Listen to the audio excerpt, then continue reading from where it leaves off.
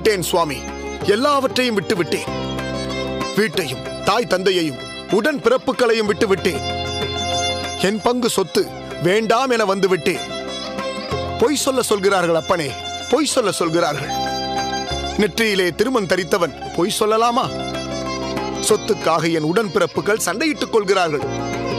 எனக்கு வணிகத்தில் நாட்டம் இல்லையாம், பொருள் சேர்க்கும் சாதுரியம் இல்லையாம். இவையெல்லாம் இல்லாத உனக்கு சொத்தில் மட்டும் பங்கு எதற்கு என்று கேட்கிறார்கள். என்னிடம் சண்டை போடுகிறார்கள். அதனால்தான் எதுவும் வேண்டாம் என்று விட்டுவிட்டு வந்து விட்டேன். வரதா, இனி நீதான் எனக்கு எல்லாமே. சரணாகதி அடைந்து விட்டாய் என்று சொல்.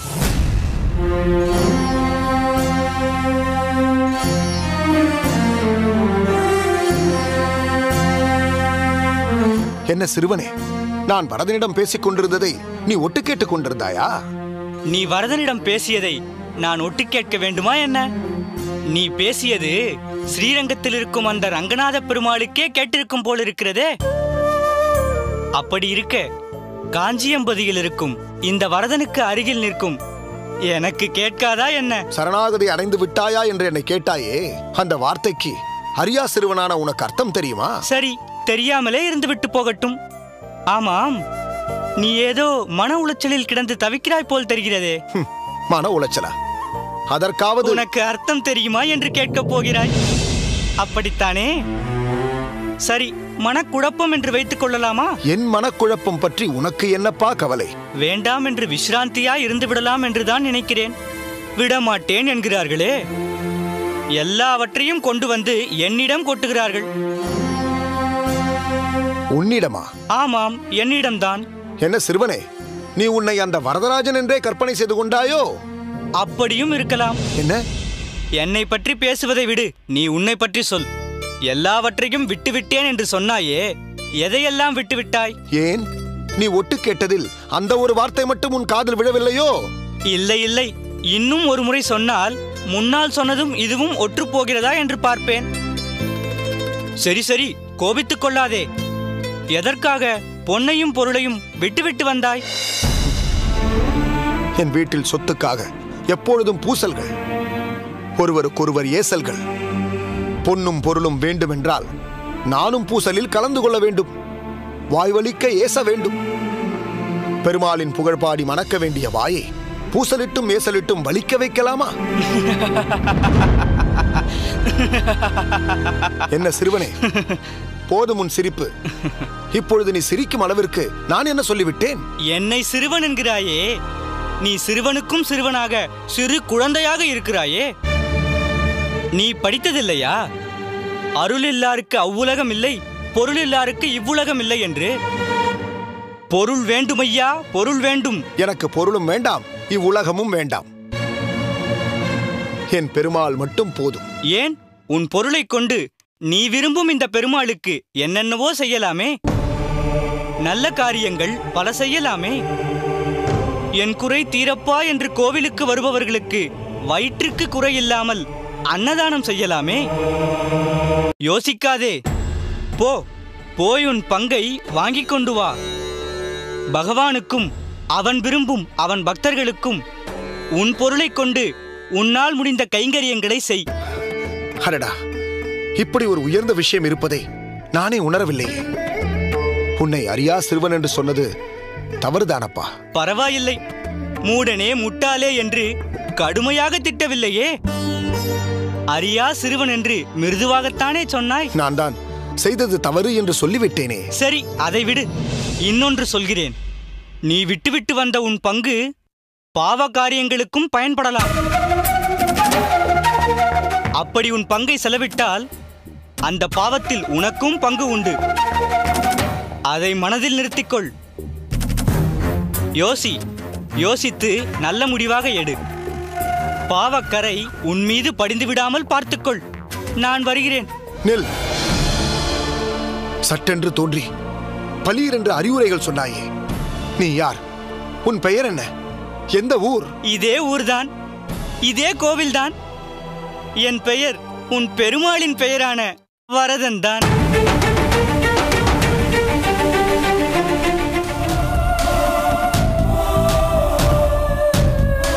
அம்மா பார்கவா,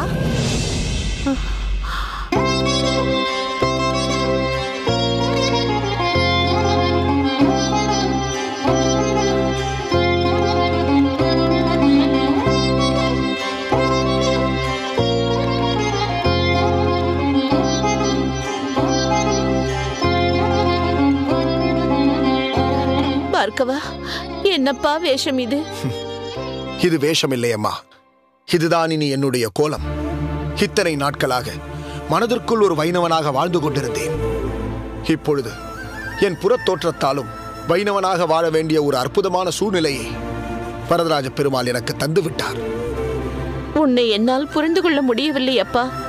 சொத்தில் பங்கு வேண்டாம் என்று போனவன் இப்படி வந்து நிற்கிறாயே என்று கேட்டால் ஏதேதோ சொல்கிறாயே பார்கவா.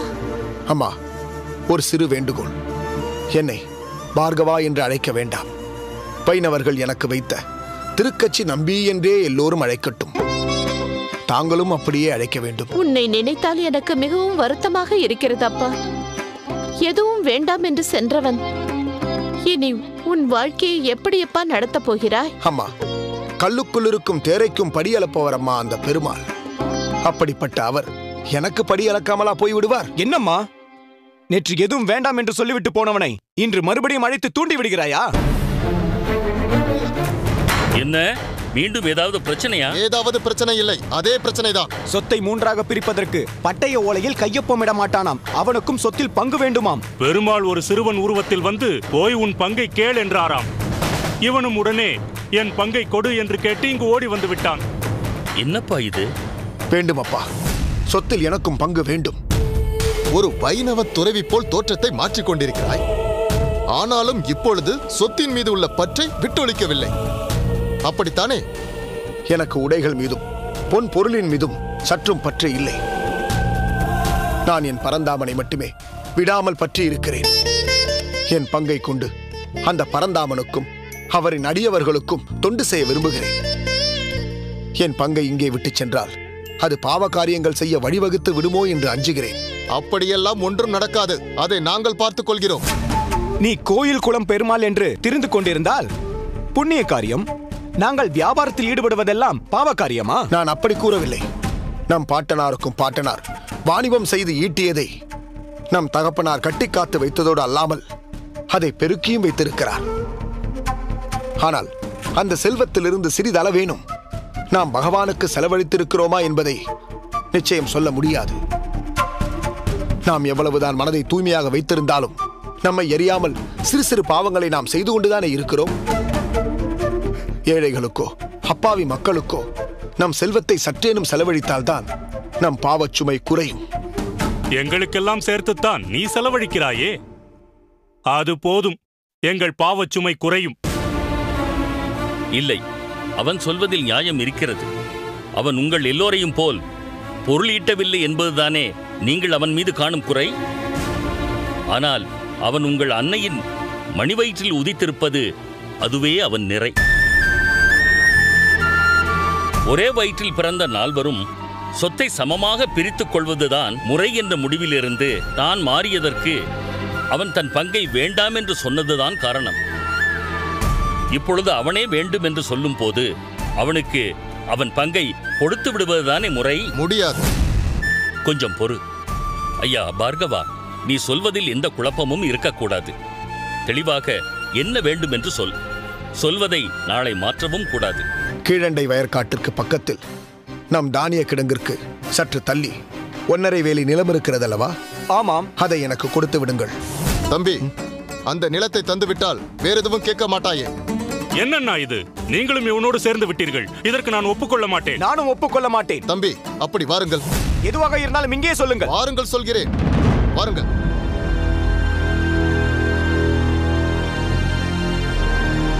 இதோ பாருங்கள், இதை பெரிதுபடுத்த வேண்டாம். இது ஒரு நல்ல வாய்ப்பு. நான் சொல்வதை கேளுங்கள், சரி என்று கூறுங்கள். ஏன் அப்படி சொல்கிறீர்கள்? அந்த இடம் ஒன்றுக்கும் உதவாத ஒரு குட்டை. விற்றால் நல்ல விலைக்கு போகுமே. அதை யார் வாங்குவார்கள்? அப்படியே வாங்க நினைத்தாலும் மிக மிக குறைந்த விலைக்கு தான் கேட்பார்கள். பேசாமல் தலைக்கு வந்த ஆபத்து தலைப்பாகையோடு போடுது என்று அந்த கிறுக்கன் சொல்வதற்கு ஒத்துக்கொள்வோம். அப்போதுதான் அவனும் பத்திரத்தில் கையொப்பம் இடுவான். ஆமண்ணா, தாங்கள் சொல்வதும் சரிதான். சரி, வாருங்கள் போகலாம். சரி, போனால் போகிறது. அந்த நிலத்தில் பாதியை உனக்கு கொடுத்து விடுகிறோம். எம்பெருமானுக்கு ஒரு நந்தவனம் அமைத்து அவருக்கு தினமும் மாலை சாத்தி அழகு பார்க்க வேண்டும் என்பது என்னவா? பாதி இடம் நந்தவனம் அமைக்க போதாது. முழுவதையுமே அவனுக்கு கொடுத்து விடுங்களே. அவன்தான் உங்கள் பொருட்களையும் நகைகளையும் கேட்கவில்லையே. ஆமாம்பா, அவன் வெறும் தரிசு நிலத்தை தானே கேட்கிறான். அவன் உங்கள் சக உதிரம் தானே. அவன் மனதும் மகிழ்ச்சியோடு இருக்க வேண்டும் என்று ஏனப்பா நீங்கள் நினைக்க மாட்டேன் என்கிறீர்கள்? சரி சரி, அவனும் மகிழ்ச்சியாக இருக்கட்டும். ஆனால் ஒன்று, புதிய பட்டய ஓலையில் பிரச்சனை ஏதும் செய்யாமல் கையொப்பமிட வேண்டும். சரியப்பா, சரி. அவன் எந்த பிரச்சனையும் செய்ய மாட்டான். அதற்கு நான் உத்தரவாதம் தருகிறேன். அப்படியானால் சரி, நிலத்தை அவனுக்கே கொடுத்து விடுகிறோம். பார்கவா, நீ கேட்டதைப் போலவே அந்த நிலத்தை உனக்கு கொடுக்க உன் அண்ணன்மார்கள் ஒப்புக்கொண்டு விட்டார்கள். நாளையே பட்டய ஓலையை தயார் செய்து விடுகிறேன். என்ன, உனக்கு மகிழ்ச்சி தானே? அளவில்லா மகிழ்ச்சி அப்பா. என் அன்னைக்கும் தங்களுக்கும் என் அண்ணன்மார்களுக்கும் என் மனம் நிறைந்த நன்றி. வரதராஜ பெருமாளே, பேரருளாளனே, நான் நினைத்தாற்போல் ஒரு நந்தவனம் அமைக்க என் உடலில் தெம்பும் உள்ளத்தில் உற்சாகமும் கொடு.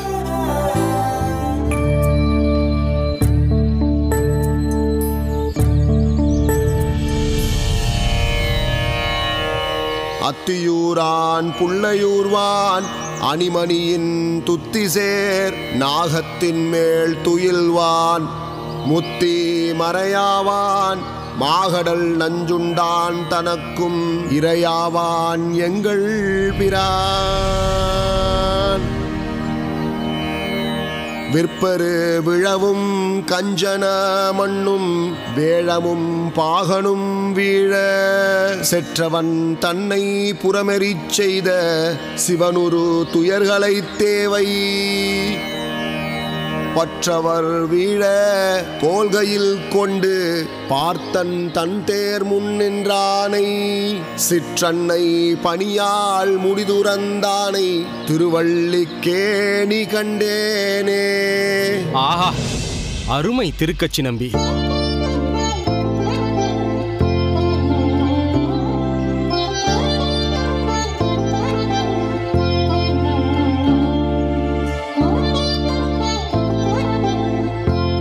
வாசிராளா, திருக்கச்சி, எந்த ஒரு காரியம் செய்தாலும் அதை பகவானின் ஸ்மரணத்தில் செய்கிறாய்ப்பார்.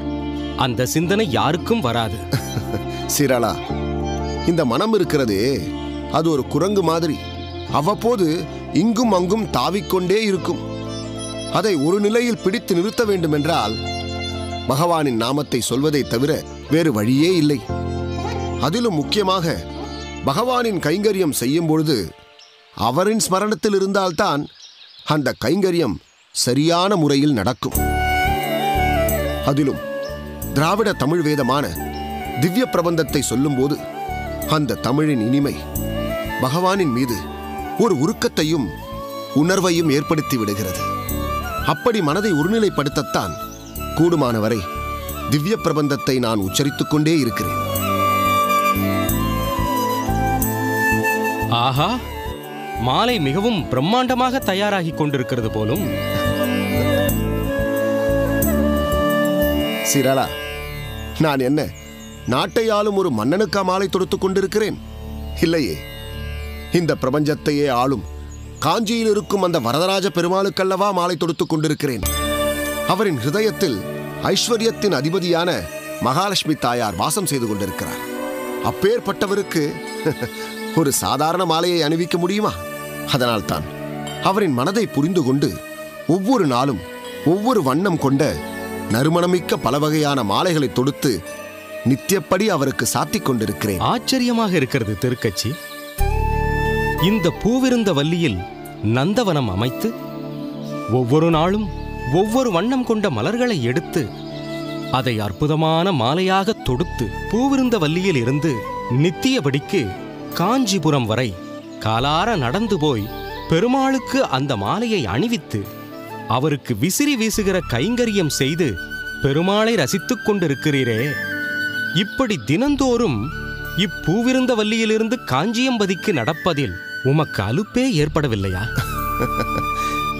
இந்த உடல் பகவான் நமக்கு கொடுத்தது. உள்ளுக்குள் இருக்கும் ஆத்மா அவருக்கு சொந்தமானது. இப்படி எல்லாமே பகவானின் சம்பந்தத்தில் இருக்கும்போது அடியேன் அவருக்கு தொண்டு செய்வதில் என்ன ஆச்சரியம் இருக்கிறது? ஆனால் இதில் ஒரு சுயநலமும் இருக்கிறது. சுயநலமா? என்ன அது? ஆமாம், நான் தினப்படி காஞ்சியம்பதிக்கு நடந்து போய் வருவதால் என் உடலும் ஆரோக்கியத்தோடு இருக்கிறது. வரதராஜ பெருமாளுக்கு தொண்டு செய்து அவருக்கு ஆளவட்ட கைங்கரியம் செய்வதால் என் மனதும் நிம்மதியாக இருக்கிறது. இப்படி என் உடலும் மனதும் ஆனந்தமாக இருக்கும் பொழுது பகவானுக்கு தொண்டு செய்வதில் எனக்கென்ன அலுப்பு ஏற்பட போகிறது? சரி, இன்று ஒரு நாள் நீர் ஓய்வெடுத்துக் கொள்ளும். உமக்கு பதிலாக வரதராஜ பெருமாளுக்கு நான் மாலையை சாற்றிவிட்டு வருகிறேன். முகம் சுளிப்பார் வரதர். திருக்கட்சி ஆள் வைத்து கைங்கரியம் செய்ய ஆரம்பித்து விட்டாரா என்று கேட்பார். ஏன்? தொடுத்ததும் அவர்தான், என்னிடம் கொடுத்ததும் அவர்தான் என்று எடுத்ததும் கூறிவிடுகிறேன். ஐயா சீராளரே, உம்முடைய சொல்நயமெல்லாம் வரதராஜ பெருமாளிடம் பலிக்காது. பூக்களை எடுப்பதும் மாலையாக தொடுப்பதும் மட்டும் போதாது, அதை எனக்கு கொடுப்பதும் அவனாகத்தான் இருக்க வேண்டும் என்று சொல்வார் அந்த வரதர். ஏதேது, அந்த வரதர் ஏற்றுக்கொண்டாலும் நீர் ஏற்றுக்கொள்ள மாட்டீர் போல் இருக்கிறதே. உம்மை பார்க்க எனக்கு சங்கடமாக இருக்கிறது திருக்கட்சி. உதவிக்காகவாவது ஓரிரு பணியாட்களை வைத்துக் கொள்ள வேண்டியதுதானே? ஏன் அனைத்தையும் நீரே செய்ய வேண்டும் என்று எண்ணுகிறீர்? இல்லை, இது காசுக்காக செய்யும் பணியே அல்ல. கர்மத்தை அழிப்பதற்காக அன்போடும் ஆத்மார்த்தத்தோடும் செய்யும் திருத்தொண்டு. மாத ஊதியத்திற்கு நான் ஆட்களை வைத்துக் கொண்டால் அவர்கள் அதை கடமையாக செய்வார்களே தவிர கண்ணும் கருத்துமாக செய்ய மாட்டார்கள். யாராவது முன்வந்து நான் இதை செய்கிறேன் என்று சொன்னால் நான் அதை தடுப்பதும் இல்லை. அதே சமயம் யாராவது வருவார்களா என்று நான் எதிர்பார்ப்பதும் இல்லை. உதாரணத்திற்கு அந்த சிறுவர்களை பார்.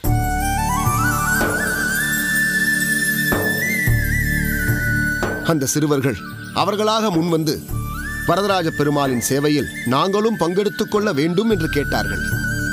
அதிகாலையில் எழுந்து கல்வி சாலைக்கு செல்வதற்கு முன் இந்த சிறுவர்கள் தினந்தோறும் இந்த நந்தவனத்திற்கு வந்து பூக்களை பறித்து கொடுத்து விட்டு செல்கிறார்கள். இந்த சிறுவர்களே எனக்கு போதும்.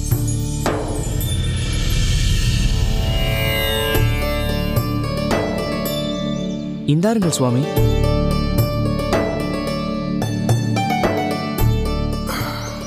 சரி சிறுவர்களே, நீங்கள் இருவரும் அந்த பூக்களை கூடையில் வைத்துவிட்டு கல்வி சாலைக்கு செல்லுங்கள். நாம் நாளை காலை சந்திக்கலாம். சரி சுவாமி. சீரளா, எனக்கும் நேரமாகிவிட்டது. நான் புறப்படுகிறேன். போய் வரும். போகும் வழியில் ஸ்ரீபெரும்புதூரில் இருக்கும் ஆதிகேசவ பெருமாளை சேவித்துவிட்டு 4-8 எடுத்து வைத்தால் போதும், காஞ்சியம்பதியை அடைந்து விடுவேன். அந்த பேரருளாளர் எனக்காக காத்துக் கொண்டிருப்பார். நான் புறப்படுகிறேன். சரி.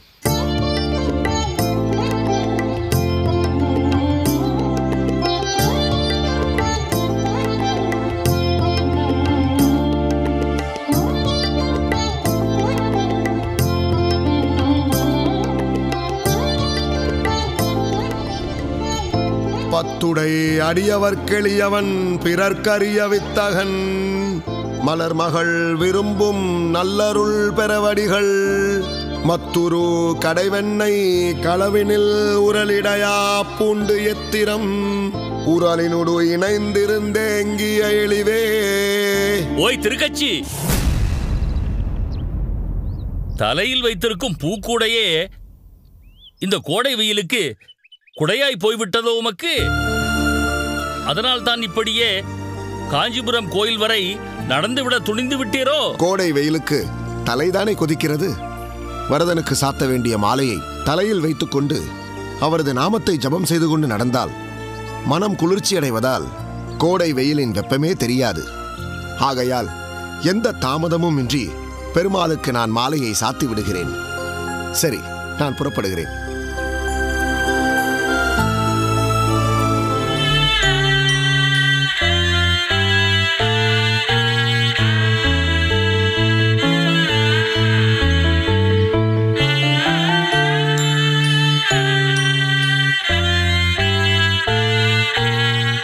மகனே, என் செல்வமே, நீ நன்றாக இருக்கின்றாயாப்பா?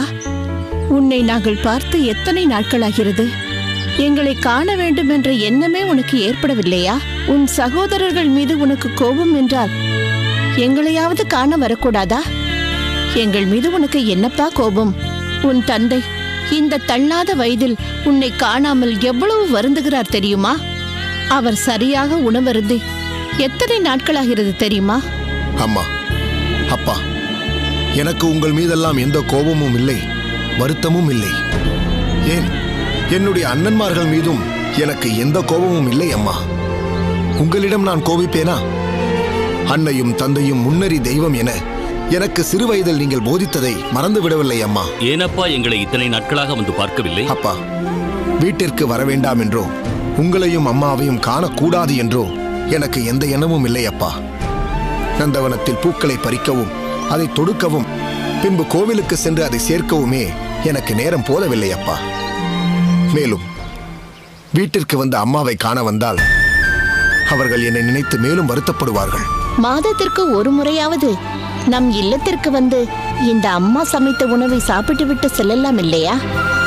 இல்லத்திற்கு வர முடியாமல் போனது இருக்கட்டும், எத்தனையோ நாட்கள் வேலையாட்கள் மூலம் அம்மா உனக்கு சாப்பாடு அனுப்பியும் கூட அதை திறந்து கூட பார்க்காமல் திருப்பி அனுப்பிவிட்டாயே.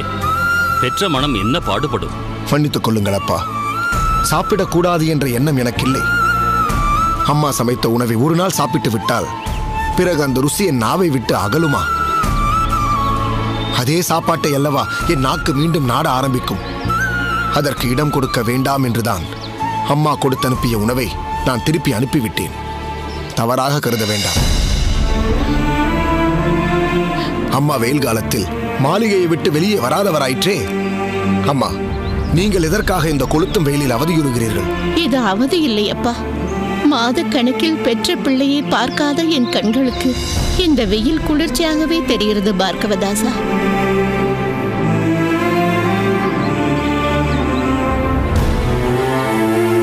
என்னப்பா யோசிக்கிறாய்? பார்கவதாசன், நீங்கள் இந்த பெயரை சொல்லி என்னை அழைக்கும் போது யாரோ ஒருவர் பெயர் போல் எனக்கு தோன்றுகிறது. பிறகுதான் இது நீங்கள் எனக்கு வைத்த பெயர் என்றே ஞாபகத்திற்கு வருகிறது. ஊர் முழுவதும் உன்னை திருக்கச்சி நம்பி என்று பாராட்டும் போது இந்த பெயர் உனக்கு மறந்து போனதில் வியப்பில்லை. அதேபோல் நீ பிறந்தது முதல் உன்னை பார்கவதாசா என்று அழைத்து பழகிய எங்களுக்கு திருக்கச்சி நம்பி என்ற பெயர் நினைவுக்கு வராததும் வியப்பில்லை. உண்மையில் உன்னை ஊர் திருக்கச்சி நம்பிகள் என்று கொண்டாடும் போது எனக்கு எவ்வளவு பெருமிதமாக இருக்கிறது தெரியுமா? நீ எங்களோடு இருந்த நேரத்தில் பல நேரங்களில் நான் நினைத்ததுண்டு, ஏன் இவனும் மற்றவர்களைப் போல் பொருளீட்டுவதிலும் கேளிக்கைகளிலும் நாட்டமுள்ளவனாக இருக்கக்கூடாதென்று. ஆனால் இன்றுதான் நான் உன் தனித்தன்மை, உன் எளிமை, உன் பக்தி, உன் பரோபகார சிந்தனை எல்லாவற்றையும் புரிந்து கொண்டிருக்கிறேன். சரி, நீங்கள் என்னை அருகில் இருக்கும் நந்தவனத்திலே வந்து பார்த்திருக்கலாமே. இந்த கடுமையான வெயிலில் இவ்வளவு தூரம் தேடி வர வேண்டிய அவசியம் என்ன? நந்தவனத்தில் வந்து உன்னை பார்த்திருக்கலாம் தான். ஆனால் ஏனோ உன் அம்மா இப்பொழுதே பார்க்க வேண்டும் என்று விரும்பினாள். அந்த சமயத்தில் நீ அங்கிருந்து புறப்பட்டிருப்பாயோ என்ற சந்தேகத்தில்தான் உன்னை தேடி இங்கு வந்தோம். அப்பா, நீ இப்படி வெயிலில் கால் கடுக்க நடந்து போகும்போது எங்களுக்கு பெரும் வேதனையை தருகிறது. எதற்காக இப்படி கஷ்டப்படுகிறாய்? நான் உன் தந்தையிடம் சொல்லி ஒரு மாட்டு வண்டி ஏற்பாடு செய்ய சொல்கிறேன். பூவிருந்தவல்லியிலிருந்து காஞ்சியம்பதி வரை தினந்தோறும் அதில் பயணம் செய்து நீ உன் புஷ்ப கைங்கரியத்தை செய்யலாம். ஏன், என்னை பார்ப்பதற்காக நீங்கள் இருவரும் எப்படி வந்தீர்கள்? மாட்டு வண்டியிலா அல்லது நடந்தா? நடந்துதான். ஏன்? நீ குறுக்கு பாதையில் நடந்து போவதால் மாட்டு வண்டி சரிவராதென்று நாங்கள் நடந்தே வந்தோம். அப்படி நடந்து வந்தது உங்களுக்கு சிரமமாக இல்லையா? பெற்ற பிள்ளையை பார்க்க போகும் ஆனந்தத்தில் நடப்பதில் எங்களுக்கு எந்த சிரமமும் தெரியவில்லை. அதே போல்தான் காஞ்சி பேரருளாளனை தரிசிக்கப் போகும் ஆனந்தத்தில் எனக்கும் நடப்பதில் எந்த சிரமமும் இல்லை.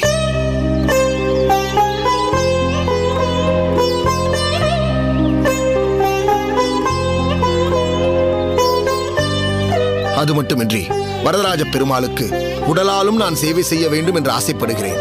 அதற்கு நான் நடந்து செல்வதுதான் உச்சிதம். ஆனால் பெற்றவர்கள் எங்களால் நீ இப்படி வெயிலில் நடப்பதை தாங்கிக் கொள்ள முடியவில்லை அப்பா. வண்டிக்கு நாங்கள் கிரயம் செய்தாயிற்று. நாளையிலிருந்து நீ வண்டியிலேயே போகலாம். வேண்டாம் அப்பா, இன்னும் எதையெல்லாம் விட்டுவிடலாம் என்று நான் எண்ணிக்கொண்டிருக்கும் வேளையில் புதிதாக ஒன்றை சேர்த்துக்கொள்ள நான் விரும்பவில்லை. ஏனப்பா அப்படி சொல்கிறாய்? உனக்கென்று எதுவும் வேண்டாமா? பன ஓலை விசிறியும் பலவண்ண பூக்களும் வாழை நாரும் வரதனின் தரிசனமுமே எனக்கு போதும். சரி, இதற்கு மேலும் உன்னை வற்புறுத்துவது உன்னை துன்புறுத்துவதற்கு ஒப்பாகும். உன் விருப்பப்படியே இருந்து கொள். உனக்காக கிரயம் செய்திருக்கும் வண்டியை நாளையே விற்று விடுகிறோம். வேண்டாம் அப்பா, அதை விற்க வேண்டாம். அதை எனக்கு கொடுத்ததாகவே வைத்துக்கொண்டு பாடசாலைக்கு போகும் பிள்ளைகளை அதில் இலவசமாகவே போக ஏற்பாடு செய்யுங்கள். ஆகட்டும் அப்பா, அப்படியே செய்கிறேன். பெற்ற மனம் பித்துதானப்பா, ஆனால் உன் மனம் நிச்சயம் கல்வில்லை. நான் கேட்கப் போகும் இந்த ஒன்றை மட்டும் நீ நிராகரிக்க கூடாது. என் மனம் கல்லில்லை என்று முதலிலேயே சொல்லிவிட்டீர்களே, பிறகு எப்படி நிராகரிப்பேன்? கேளுங்கள் அம்மா. உன் தந்தை மிகவும் ஆசைப்பட்டு உனக்கென்று ஒரு பொருளை வாங்கி வந்திருக்கிறார். அதையாவது நீ ஏற்றுக்கொள்ள வேண்டும். என்ன அது? அதை காண்பியுங்கள்.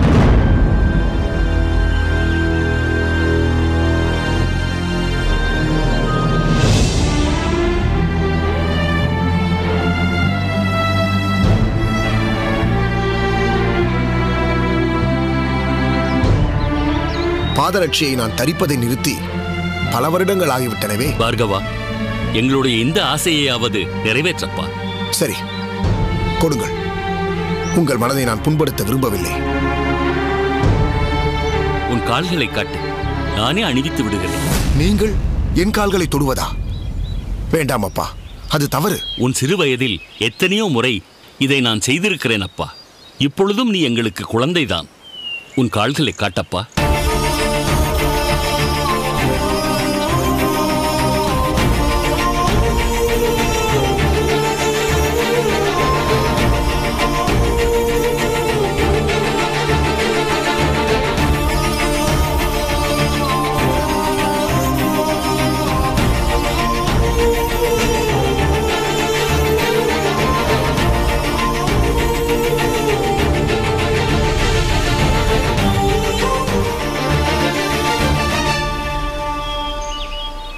சரி, நான் வருகிறேன். நில்லப்பா, இதையும் வாங்கிக் கொள்ளப்பா. என்னம்மா இது? இதில் வாதமை பருப்பும் முந்திரியும் திராட்சையும் வெல்லமும் உள்ளன. இவற்றையெல்லாம் சிறு வயதில் உண்டு கழித்தவனல்லவா நீ? வாங்கிக் கொள்.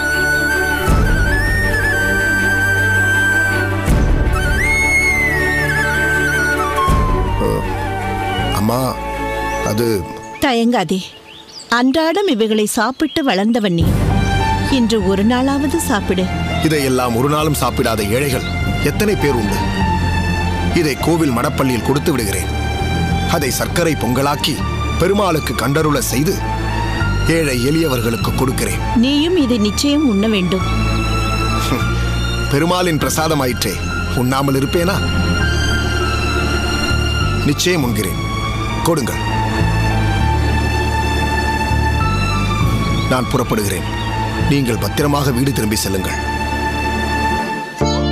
மேயான் வேங்கடம் காயான் மலர்வண்ணன் பேயார் முளையுண்ட வாயான் மாதவனே, மாதவன் என்றென்று ஓத வல்லீரே, நீதொன்றும் அடையா ஏதம்.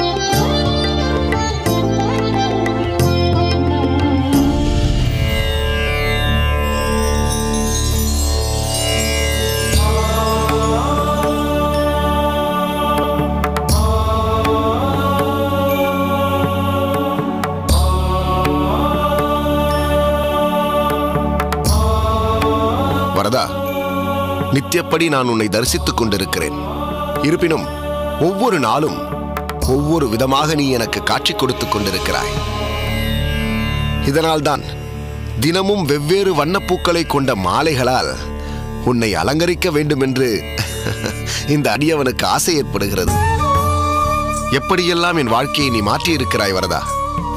பார்கவதாசனாக பட்டும் பகட்டான ஆடைகளும் முத்து மாலைகளும் அணிந்து பழைய வந்த இந்த அடியவனின் மனதில் புகுந்து ஒரு நொடியில் அத்தனையும் துறக்க வைத்தாய்.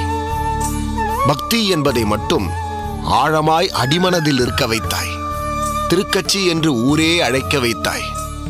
இது உன்னால் அன்றி யாரால் முடியும்? நாளுக்கொரு புஷ்ப மாலையால் உன் திருமார்பை அலங்கரிக்கும் கைங்கரியத்தையும் திருமேனி வேர்க்காமல் இருக்க ஆலவட்டம் வீசும் கைங்கரியத்தையும் எனக்கு கொடுத்திருக்கும் உன் கருணையே கருணை.